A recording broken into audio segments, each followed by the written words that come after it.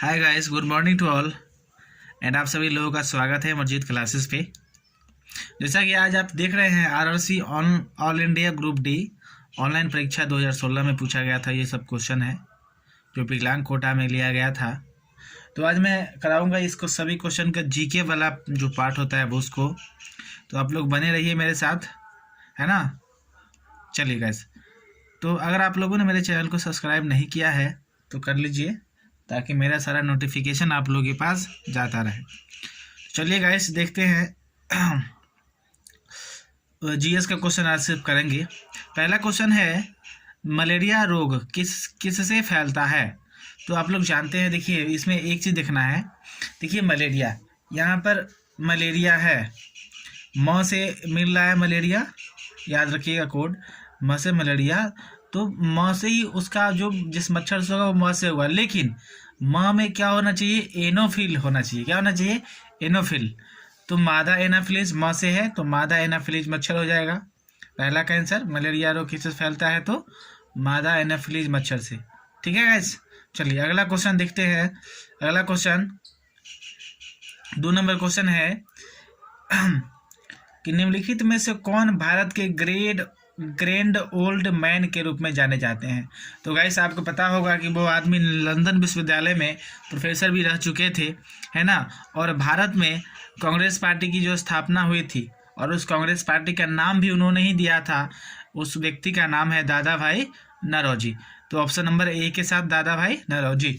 चलिए यहाँ पे ऑप्शन नंबर डी हो जाएगा, यहाँ पे हो जाएगा ऑप्शन नंबर ए, दादा भाई नौरोजी को कहा जाता है।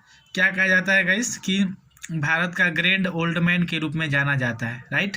चलिए अगला क्वेश्चन की तरफ बढ़ते हैं। 3 नंबर क्वेश्चन देखते हैं क्या है।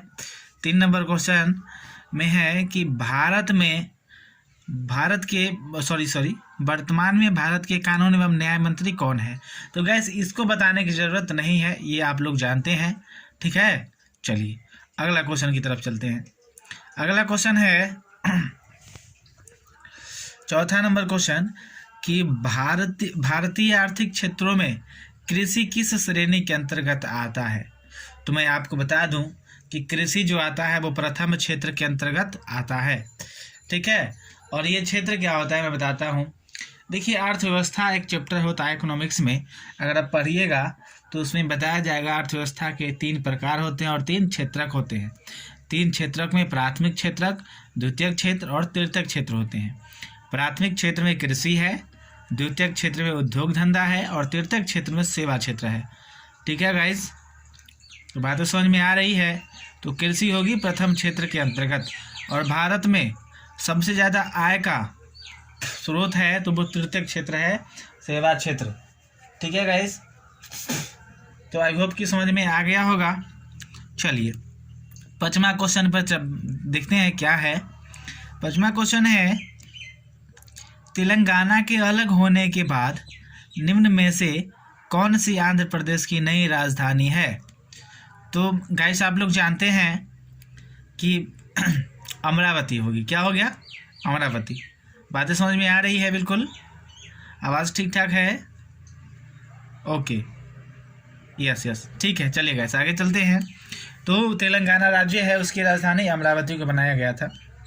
ये 2016 का क्वेश्चन है, 21 तारीख 2 महीने 2016 में जब ग्रुप डी का एग्जाम हुआ था उसका, ठीक है। और वैसे तेलंगाना राज्य का मैं बता दूं कि इसका निर्माण कब हुआ था।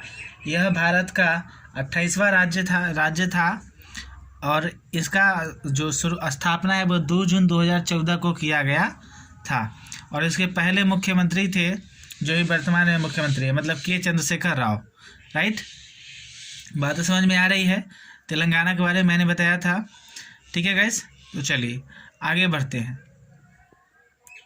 6ठा क्वेश्चन को देखा जाए, निम्नलिखित में से किसे रसायनों के राजा के रूप में जाना जाता है। तो सर आप लोग को पता होगा सल्फ्यूरिक एसिड, किसको, सल्फ्यूरिक एसिड को हम लोग क्या कहते हैं, रसायनों का राजा, राइट ना। चलिए ये क्वेश्चन समझ में आ गया, आगे बढ़ते हैं। अगला क्वेश्चन 7 नंबर क्वेश्चन है कि PIL का पूरा नाम क्या है। तो PIL का पूरा नाम क्या है मैं बता दूं आपको। ठीक है, पब्लिक इन्वेस्टिगेशन लॉ। ठीक है, चलिए PIL का क्या नाम है, पब्लिक इन्वेस्टिगेशन लॉ। ठीक है गाइस, चलिए 8वां नंबर क्वेश्चन पे चलते हैं कि माउंट एवरेस्ट पर चढ़ने वाली पहली भारतीय महिला कौन थी। माउंट एवरेस्ट पर चढ़ने वाली पहली भारतीय महिला कौन थी? बछेंद्री पाल। कौन थी? बछेंद्री पाल, जो ऑप्शन नंबर सी में है। राइट, समझ में आ रही है बातें? चलिए, तो माउंट एवरेस्ट पर चढ़ने वाली भारत की पहली महिला थी बछेंद्री पाल। ठीक है गाइस, उसके बाद 9वां क्वेश्चन है। 9वां क्वेश्चन क्या है गाइस? करो या मरो किसका नारा है? तो मैं बता दूं आपको, करो या मरो का नारा जो है महात्मा गांधी जी के द्वारा दिया गया था 1942 में। और आप कहिएगा 1942 में क्या हुआ? तो गाइस 1942 में भारत छोड़ो आंदोलन हुआ। उसी के दौरान महात्मा गांधी ने करो या मरो का नारा दिया, do and die. Do and die का उन्होंने एक नारा दिया था। तो यहाँ पे ऑप्शन नंबर डी में है महात्मा गांधी, तो हमारा आंसर हो जाएगा डी के साथ। राइट, चलिए 10 नंबर पे चला जाए क्वेश्चन। 10 नंबर पे चला जाए गाइस।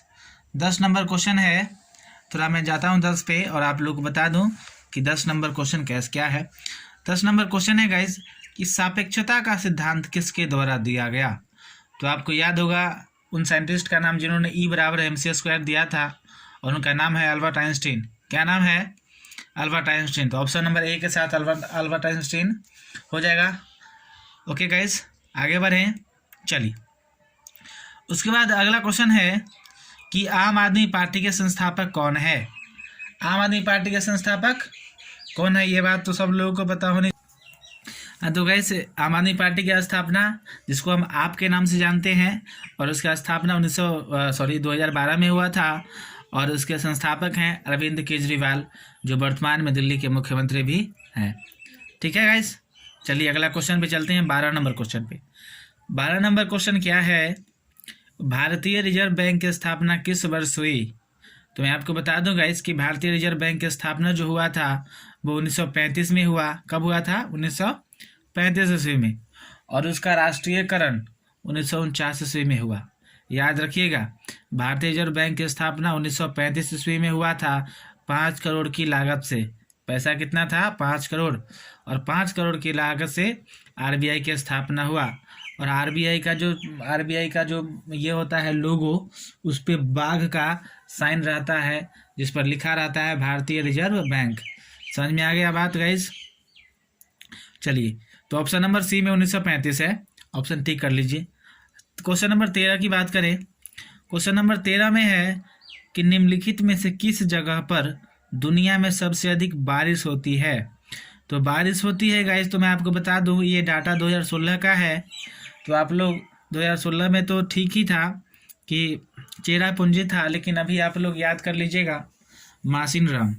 मासिनराम भी मेघालय में ही है और चेरापूंजी भी मेघालय में है। स्टेट का नाम पूछा जाए तो मेघालय, और जगह का नाम पूछा जाए तो यहाँ पे जो चेरापूंजी है गाइस, ये चेरापूंजी में नहीं कर लीजिएगा, मासिनराम। मासिनराम मासिनराम मासिनराम मैंने यहाँ पे लिख दिया मासिनराम। राइट, चलिए, तो अगला क्वेश्चन है 14 नंबर क्वेश्चन। भारतीय संविधान का अनुच्छेद 17 किससे संबंधित है? तो देखिए गाइस, अनुच्छेद 17 जो है वो क्या करता है? अनुच्छेद 17 में अनटचबिलिटी होता है, छुआछूत, अस्पृश्यता जिसको बोलते हैं। तो अस्पृश्यता का उन्मूलन किया गया है, ऑप्शन नंबर ए में है, आर्टिकल 17।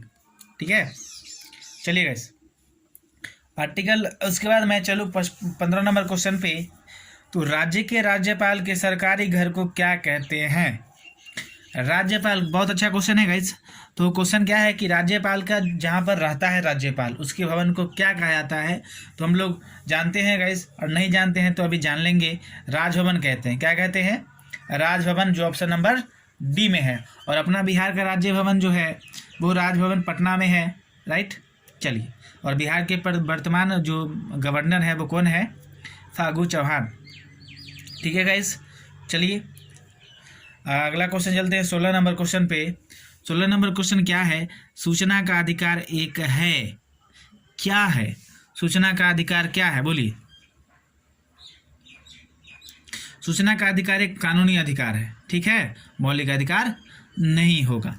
और इसकी स्थापना हुआ था राजस्थान में 2005 ईस्वी में, लेकिन इस पर जो प्रोटेस्ट होता है वो 1990 में ही चला था और होते होते 2005 में पूर्ण रूप से यह एक कानून बन गया है ना, और तब से लागू है, राइट है।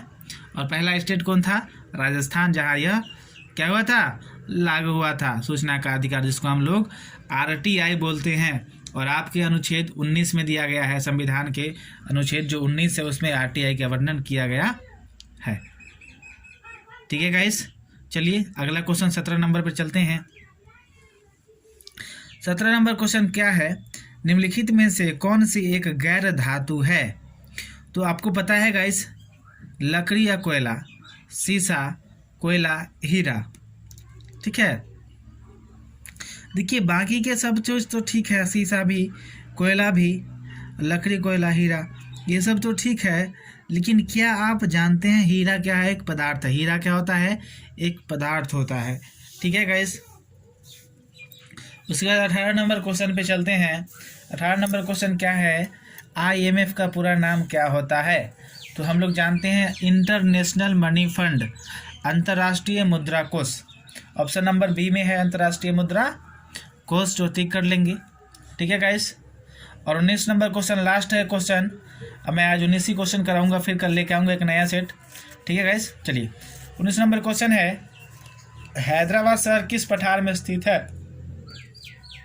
तो हैदराबाद शहर जो है गाइस वो डेक्कन के पठार में स्थित है। बिल्कुल बातें समझ में आ रही है?